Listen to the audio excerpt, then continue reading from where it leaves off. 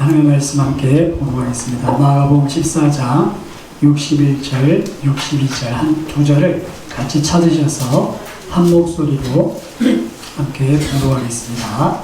마가복음 14장 61절, 62절 함께 찾으신 줄 알고 같이 한 목소리로 두 절을 봉독하겠습니다. 침묵하고 아무 대답도 아니하시거늘 대제사장이 다심으로 이르되 내가 찬송받으리 아들 그리스도냐. 예수께서 이르시되 내가 그니라. 인자가 권능의 왼편에 앉은 것과 하늘 구름을 타고 오는 것을 너희가 보리라 하시니. 아멘. 안녕하십니까. 반갑습니다. 방금 캄보디아 말로 안녕하십니까 인사했습니다. 저는 여러분들 3년 동안 기도해 주시고 후원해 주신 윤성옥 선교사입니다. 먼저 제가 여러분들과 함께 말씀을 나누고 선교 보고하기 전에 영상을 먼저 볼 건데요. 첫 번째 한 4분 20초짜리 영상은 저희가 3년 동안에 호산나학교 협력하면서 했던 사역이고요. 또 두 번째 영상은 한 8분짜리인데 그거는 저희가 이제 3월 12일 날 다시 캄보디아에 돌아가서 할 사역을 미리 영상을 저희가 받아서 한번 저희가 이런 사역을 할 예정이니까 기도해 주십시오 하고 보여준 영상입니다. 먼저 영상을 보고 함께 말씀을 나누고자 합니다. 영상을 잘 보셨습니까? 오늘 제목은 알면 길이 보입니다 라는 제목으로 함께 말씀을 나누고자 합니다. 오늘 같은 본문은 제가 선교 사역을 하면서 가장 많이 되새겼던 말씀인 것 같습니다. 그 중에서도 예수님이 하신 말씀 내가 크니라, 헬라어에 하면 에고에임이 직역을 하면 나는 나이다라는 뜻입니다. 저는 중3학년 때 선교사로 헌신을 했습니다. 그리고 그때부터 기도를 하면서 쭉 살다가 19살 때 군생활 해군에서 7년 정도 근무하고 계속 지국근위를 가고자 했는데 주님께서 그 길을 막으시고 신학교에 가서 신학 공부를 8년, 4년, 3년, 2년 한 8년에서 9년 정도 하고 그렇게 한 이후에 선교사로 파송을 받았습니다. 그러면서 제가 지금 생각하면서 뒤를 돌아보면서 막연하게 선교사라고 중3 때 비전을 가지고 기도를 하였지만 그 기도를 하면서 하나님께서 그 길을 정확하게 보여주셨다는 것입니다. 처음에는 그 막연하게 선교사로 가고자 했는데 기도하면서 선교사를 하면서의 그 목적, 즉 복음이라는 것을 깨우쳐주면서 전문적인 좀 신학을 해야 되겠다는 그런 또 기도의 음성이 들어서 신학교를 갔습니다. 그래서 신학교를 갔다 오면 이제 파송을 받을 수 있겠지라 생각하고 또 그렇게 또 파송을 위해서 기도하는 가운데 그게 다가 아니라는 것을 또 깨닫게 해주셨습니다. 그래서 저는 목회 현장에서 부목사도 있으면서 또 빵을 배우고 커피를 배우면서 또 선교를 준비한 후에 2017년도 2월 5일 좀 특별하게 목사 선교사이지만 비즈니스 선교의 꿈을 안고 GMS 선교사로 파송을 받게 되었습니다. 그때는 잘 몰랐지만 지금 생각해보면 그것이 너무나 감사하다는 생각이 들었고 내가 선교사라는 정확한 어떤 비전을 가지고 있고 그 비전 가운데 내가 선교사니까 내가 하나님을 믿는 자로서 해야 될 것은 기도라는 것을 알고 기도를 하였지만 기도를 하였더니 하나님께서 하나하나 그 길을 보여주셨다는 것입니다. 지금 제가 GMS에서 선교를 재훈련을 받고 있는데요. 매 시간마다 하는 얘기가 있습니다. 전략적인 선교. 즉 지금 선교는 그냥 목사 선교사로서 나가면 되는 것이 아니고 어떤 전문적인 사역을 가지고 나가지 않으면 선교를 할 수 없다는 것과 팀 사역의 준비함을 너무나 강조하고 있습니다. 하지만 저는 3년 전부터 호산나학교와 팀 사역을 하고 있었고요. 또 3월 12일 날 캄보디아에 다시 돌아가며 지금 생명수 사역을 하고 계시는 선교사님과 함께 카페와 제빵 그리고 생명수 교회에 같이 협력 사역을 할 계획으로 있습니다. 이 모든 것들이 다 인간적인 생각에서 나온 것이 아니고 기도하였더니 하나님께서 그 순간순간마다 지혜를 주시고 나도 모르게 그 길을 가게 하셨고 지금 생각해보니 참 놀라운 일들이었다는 것입니다. 여러분, 솔직히 나의 앞길은 우리는 알 수 없습니다. 저 역시 마찬가지입니다. 2017년도 캄보디아에 파송을 받으면서 캄보디아에서 여러 선교사님들을 만났을 때 저는 제빵과 커피를 통해 캄보디아에 선교 사역을 할 계획입니다라고 할 때 어떤 선교사님들은 저에게 이렇게 제가 저 사람 듣지 못하겠지라는 그런 생각으로서 작게 얘기하는 것을 제가 귀가 좀 밝거든요. 하신 얘기를 들었습니다. 빵쟁이 왔다고. 빵쟁이 목사 왔다고. 목사인데 왜 빵을 배웠지? 라고 얘기하는 것을 들었습니다. 그 말을 듣는 순간 저 역시 마음이 힘들었지만 저는 세상 사람들 눈에는 어떻게 비출지라도 복음을 위해서라면 주님이 복음을 위해서라며 이방인들과 밥을 먹고 그들과 나누었던 것처럼 주님이 그 길을 걸으신 것처럼 저 역시 어떤 말에 상관없다는 다짐을 하였던 기억이 납니다. 저희들이 캄보디아에 정착을 하면서 참 많이 힘든 것도 있고 즐거운 것들도 있었습니다. 그 중에서 사람은 솔직히 즐거운 것은 잘 기억이 나지 않지만 힘든 것은 기억이 납니다. 저도 선교복을 준비하면서 솔직히 즐거웠던 게 더 많았던 것 같은데 힘든 것이 두 개가 딱 제 머리를 스쳐 지나가는 것이었습니다. 도착한 지 한 달 정도 되었을 때 밤에 여러 결석이 걸려 물만 먹고 병원도 가지 못하고 밤새 참았던 일. 저희 막내가 방문에 발톱이 다 찍혀서 피가 좀 가정에서 철철 조금 흘렀겠죠. 피가 나고 발톱이 빠지는 상태가 되어서도 병원에 가지 못하고 울면서 기도하면서 보내었던 일들이 생각났습니다. 이 일이 생각난 것은 한국은 아픔이 어디 갑니까? 병원에 갑니다. 하지만 그 자연스럽게 갈 수 있는 그 병원조차도 갈 수 없는 그 현실 속에서 인간의 저 자신에 대한 엄마로서의 그런 나약한 모습을 느끼면서 저희들이 참 많이 울고 그때 힘들었던 것 같습니다. 저희들은 이런 상황 속에서도 포기하지 않고 언어 공부를 하게 하셨고 저희 두 딸은 포기하지 않고 선교사님이 세운 현지 학교에서 현지 학교에 다니게 하였고 오늘 아침도 저희 딸이 캄보디아 친구가 보고 싶다는 얘기를 들으면서 캄보디아를 또 사랑하게 하는 마음을 주신 것에 대해서 다시 한번 감사하게 되었습니다.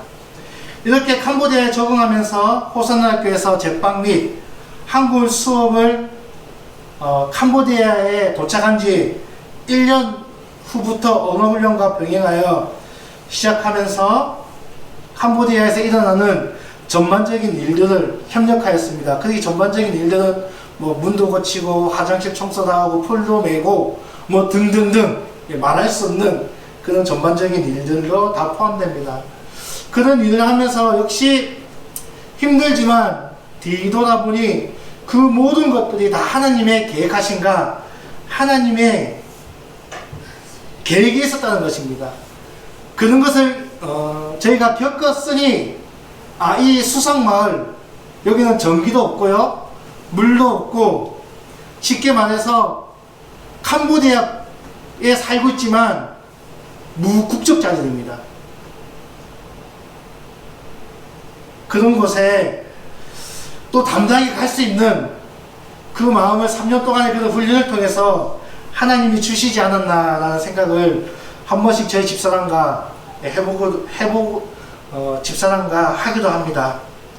저희들이 제빵 수업을 하게 된 계기는 아까 서두에 말씀하신 것처럼 아이들에게 전문적인 기술을 가르쳐 주는 것이 목적이었고, 그것을 통해서 교회에 다니는 아이들이 그 아이들을 통해서 캄보디아 교회를 세워나가기를 원했던 것입니다.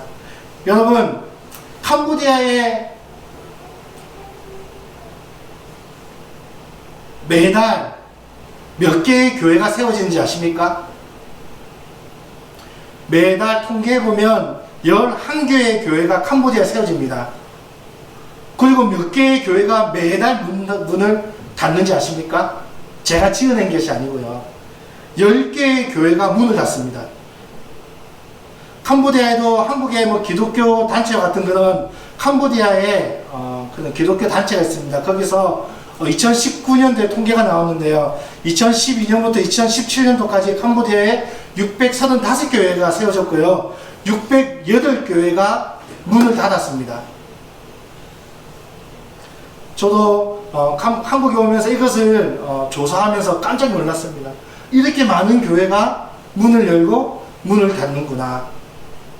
거기는 선교사님들이 현지 교회에 이양하신 것도 있지만, 그 이양을 하였지만 그 이양받은 그 캄보디아 리더들이 교회를 운영할 수 있는 어떤 상황이 되지 않기 때문에 그들 스스로 또 문을 닫는 교회가 많다는 것입니다. 거기에는 어떤 영성 문제, 더 큰 것은 무엇입니까? 교회에 자립을 하지 못하는 그런 물질적인 문제, 여러 가지 상황으로 인해서 문을 닫는 교회가 너무 많다는 것입니다.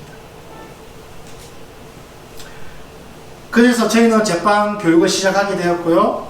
또 한글 수업은 호산나학교 특별 수업이 있는 수업으로서 수업을 통해 한글도 가르치고 한글 문화도 가르치면서 아이들의 성경 쓰기를 통해서 하나님을 알지 못하는 아이들에게 성령의 도우심을 통해 하나님을 만날 수 있는 시간이 되기 위해 매 시간 기도하면서 저희는 3년간의 호산나학교와 협력을 하였던 것입니다.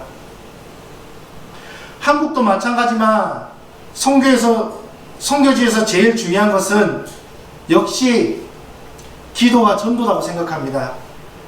그래서 저는 한국 선교사님께서 하시는 전도 폭발 훈련 12주간 한국말로 하는 것이 아니고 캄보디아 말로 하는 것인데요.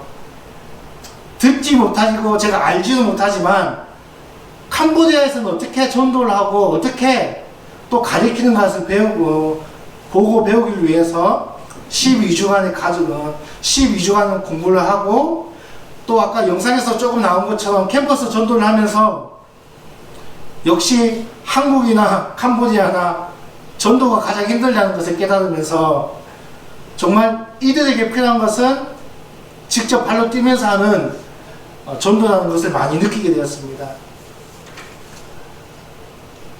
저는 이것을 통해서 더 자신감이 생겨서 틈틈이 대학 캠퍼스는 가지 못하지만 호산나 학교 아이들 중에 또는 동네를 다니면서 현지인을 만나면서 전도하고 있습니다. 이렇게 3년 동안 호산나 학교 협력 선교사로 있으면서 이런저런 일들을 알게 해주시고 또 그것을 통해서 깨닫게 해주신 하나님께 감사를 드립니다. 그리고 저희들은 앞으로 사역 계획은 3년 동안 캄보디아 언어와 문화, 그들의 삶을 알아가는 시간이었다면 이제부터는 실제적인 사역 현장에서 직접 그들과 몸을 부딪히면서 현장에서 그들과 함께 살고자 합니다. 그래서 먼저 저희는 사역지를 옮길 계획입니다.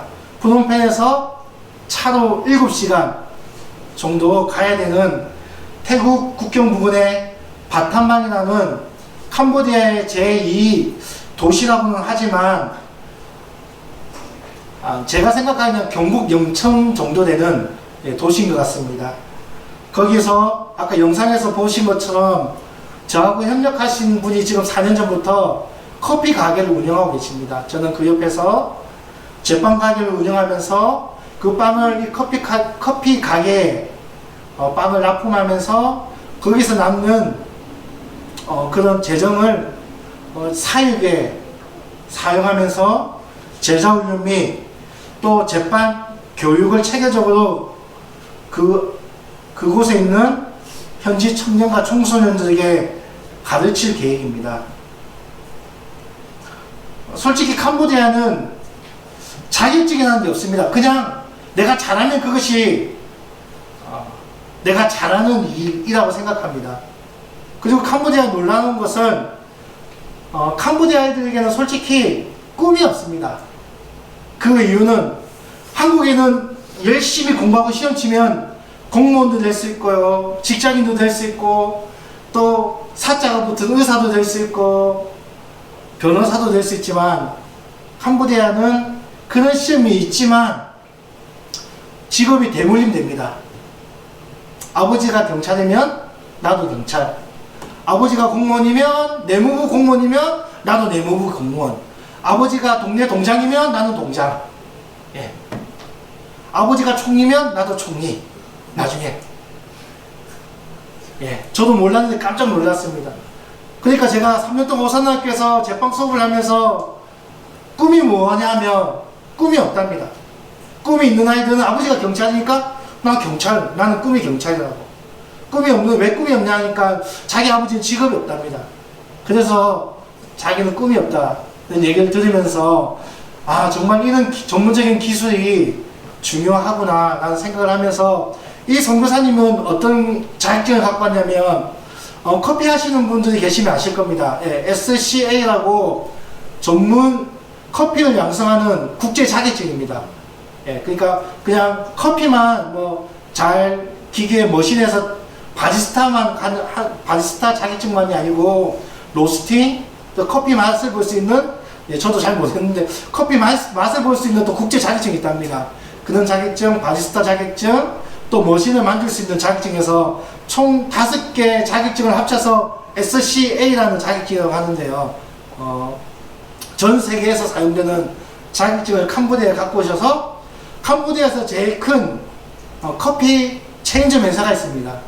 지금은 그 회사 직원이 이 선교사님한테 와서 자격증 공부를 하고 있습니다. 대기업에서 돈을 투자해서 이렇게 하는 것처럼 저도 한국에 있는 그런 제빵사 자격증 같은 것을 만들어서 전문적으로 정말 그 아이들에게 자긍심을 주며 정말 자기의 그 직업에 대한 어떤 그런 자부심을 키워주기 위한 그런 것을 기도하면서 선교사님과 함께 나아갈 계획이며, 많은 선교사님들이 지금까지 어떤 사역을 하셨냐면 국률 사역을 하셨습니다.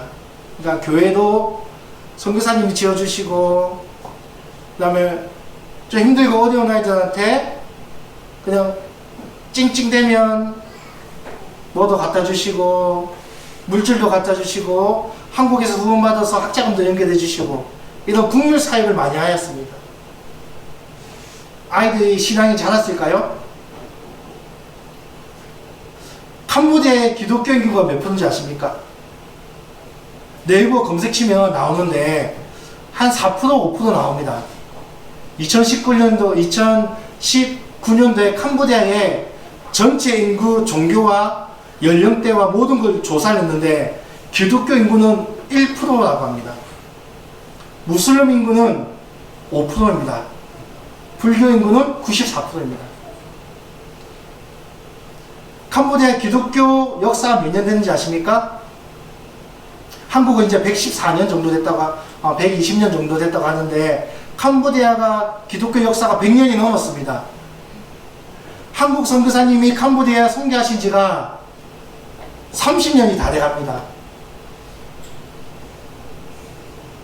여러분, 한국에 있는 교회가 외국인 선교사님 만나면 찡찡거리면서 돈 주세요, 공약금 주세요, 과자 주세요 하지 않지 않습니까? 근데 아직까지 캄보디아는 100년이 넘었는데 끊임없이 그것을 반복적으로 한다고 합니다. 제가 호산학교 수업을 하면서 놀란 게 뭔지 아십니까? 부자로 갑니다, 저한테. 저는 캄보디아인들도 차가 있는데 저 차가 없거든요. 맨날 오토바이 4명이 타고, 요즘 3년 전에는 다 거뜬하게 타는, 요즘은 타이어가 한 번씩 터지면서 예, 몸무게가 제가 좀 많이 나가면 애들도 크니까 타고 다니는데 그래도 부자라고 합니다. 왜 내가 부자로 보이냐니까 선교사님이니까. 선교사님이니까 부자라고 합니다. 여러분 무섭지 않습니까? 우리도 모르게 자라는 그 캄보디아 아이들에게 나도 모르게 그게 간섭이 되었다는 것입니다. 얘기하니까 주네? 이거 얘기하니까 또 주네? 그러니까 그 아이들 마음속에 아, 선교사님은 부자구나. 돈이 많구나. 내가 이야기하면 다 들어주시는구나. 거기 빠진 게 무엇인지 아십니까? 하나님이 빠졌다는 거죠. 내가 하나님께 기도하였더니 선교사님을 통해서 무엇을 주는 것이 아니고 내가 선교사님께 말하였더니 주네? 라는 것입니다. 그래서 지금까지의 선교 전략이 국률 사역이었다면 이제는 제자 양육과 그들이 자립할 수 있는 전문인 선교를 위해서 많은 투자를 하고 있다는 것입니다.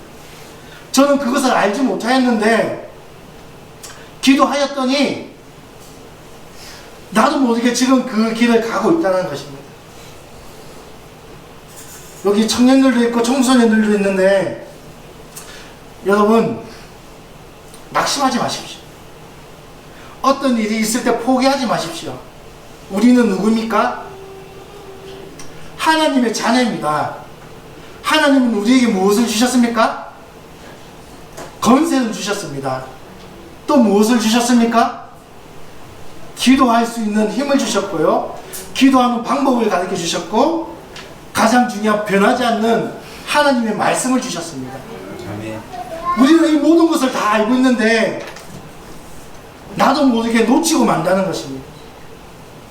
하나님 때에 하나님께서 들어주실 건데 막 지금 달라고 찡찡찡거리면서 나도 모르게 기도하고 있고 안 들어주면 하나님 나는 안 사랑하시는가 보다 하고 또 삐져가지고 새벽기도 안 나오고 뭐 한 며칠 잠수 타시고 죄송합니다. 제가 경상도 분이라서 제가 경상도 사람이라서 이런 일이 종종 있다는 것입니다. 저는 중3 때 기도했고요. 제가 40살에 선교로 나갔습니다. 20년 이상의 저는 기다림이 있었습니다. 솔직히 힘듦도 있었지만 역시 하나님의 자녀는 하나님이 굶겨 죽이시지 않으시고요. 내가 소원한 내가 정말 믿고 의지하고 기도하였던 것은 하나님이 언젠가는 들어주신다는 것입니다. 저도 대구에서 사역을 했습니다. 대구가 참 힘들다고 하는데요. 그런데 저는 대구에서 사역한 것을 너무 감사하게 생각합니다. 대구에서 사역하였더니 어디든지 갈 수 있는 용기가 생겼다는 것입니다. 파송 받기 전에 부산에서 1년 사역했는데요. 너무 좋은 겁니다. 너무 5시까지 교회 있으니까 목사님 퇴근 안 한다고 막 뭐라 하시고요. 대구에서 상상할 수 없는 일입니다. 새벽기도 하고 집에 안 갔더만 집에 왜 안 가냐고. 대구에서 새벽기도 끝나고 집에 가면 혼나거든요. 웃자고 한 얘기입니다. 그만큼 고난이 와도 그 고난을 이겼더니 하나님이 더 좋은 것을 주셨다는 것입니다. 그것 때문에 저는 전기도 없고 물도 없고 아까 영상에 보면 집이 엄청 높았습니다. 여러분 그 밑까지 물이 차는 거 아십니까? 우기 때는 물이 여기 기둥이면 그 기둥 끝까지 물이 찰랑찰랑합니다. 그리고 건기면 물이 딱 빠져서 땅이 보입니다. 여러분 단기 선교 땅 보기 싫으시면 우기 때 오시고요. 땅 보고 싶으면 건기 때 오시면 됩니다. 우리는 참 연약한 존재입니다. 하지만 하나님께서는 나의 태어남부터 내가 언제 죽을 건지 그 모든 것을 알고 계신다는 것입니다. 사랑하는 등록의 성도 여러분, 등대 교회 이름 너무 좋지 않습니까? 저는 해군을 나왔기 때문에 이 등대의 중요한 역할을 너무나 잘 알고 있습니다. 망망한 그 바다에서 어부들이 아니면 상선을 타고 있는 선원들이 이 등대를 보면 희열을 느낍니다. 아, 이제 저기가 육지구나. 그런데 더 놀라운 거 아십니까? 저 등대에서 빛에 따라서 그 역할이 틀리다는 거. 등대가 그 빛을 약하게 내는 것이 있고요, 빛을 강하게 내는 것이 있습니다. 우리 등대교회 성도님들은 빛을 조금 내는 하나님의 자녀가 아니고 빛을 많이 내는 하나님의 자녀는 좀 있습니다. 아멘. 아까 기도한 중에 이제 교회도 이제 새로 건축하고 가신다고 하셨는데, 여러분 두려워하지 마십시오. 답은 알고 있지 않습니까? 기도하면 하나님이 들어주실 것이다. 그렇지만 그 때는 주님만이 하십니다. 하지만 우리는 그것을 아니 그 말씀에 따라서 그 길을 갈 뿐입니다. 정말 그 길을 가면서 정말 하나님이 말씀하신 그 빛과 소금, 그 빛을, 그리스도 향기 그 빛을 많이 나타내면서 정말 믿지 않는 영혼들이 봤을 때 눈부셔 선글라스 껴야지. 예. 영적인 선글라스를 껴야지. 정말 우리의 걸음걸이에서 그런 빛이 나타나야 되지 않겠습니까? 세상에 믿지 않는 사람들은 다 압니다.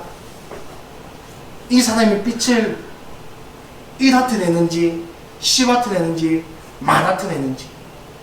캄보디아 사람들 다 언어가 안 통하는데 다 압니다. 이 사람은 진짜 선교사고, 이 사람은 가짜 선교사고, 이 사람은 선교사인 척하는 선교사인지 다 압니다.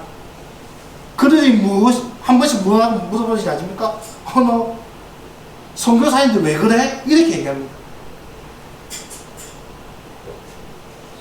믿지 않지만 선교사인데 왜 그러는 것은 선교사는 사랑이 많아야 되고, 선교사는 어떻게 해야 되고 어떻게 해야 되는 거 다 압니다. 말을 안 하고. 우리 역시 마찬가지입니다.